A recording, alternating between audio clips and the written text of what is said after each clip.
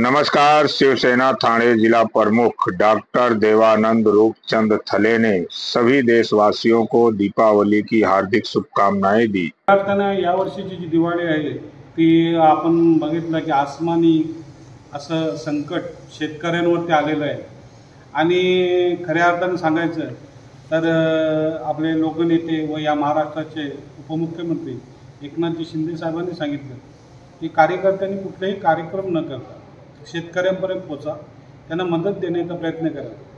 खरं आपण मदत केली तर ही ती शेतकऱ्याची जी दिवाळी होईल त्याच्यातच मला वाटतं या महाराष्ट्राला समाधानकारक असं काम असेल।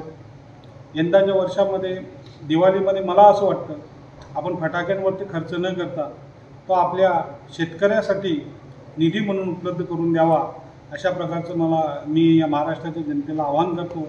आणि नक्कीच आम्हीही माझ्या कार्यकर्त्यांकडून आम्ही चर्चा केली की आपण अशा प्रकारचं जे खर्च आहे ते टाळून शेतकऱ्यासाठी काय करता येईल याच्यासाठी पुढचे आमचे प्रयत्न असतील।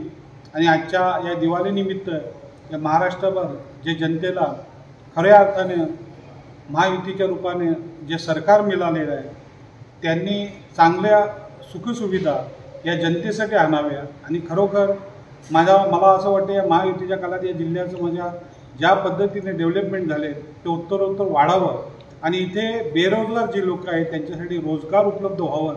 आणि मला वाटतं राजकारणी माणसानं नुसतं भाषणात न बोलता ते खऱ्या अर्थानं जमिनीवर ते आपलं काम उतरवलं पाहिजे आणि सर्वसामान्य माणसासाठी तळागाळामध्ये जाऊन काम केलं पाहिजे, अशा प्रकारचं मी इच्छा व्यक्त करतो।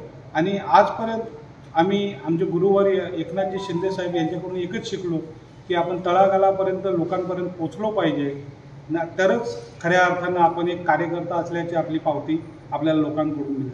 दिवाळीच्या सगळ्यांना मनपूर्वक शुभेच्छा।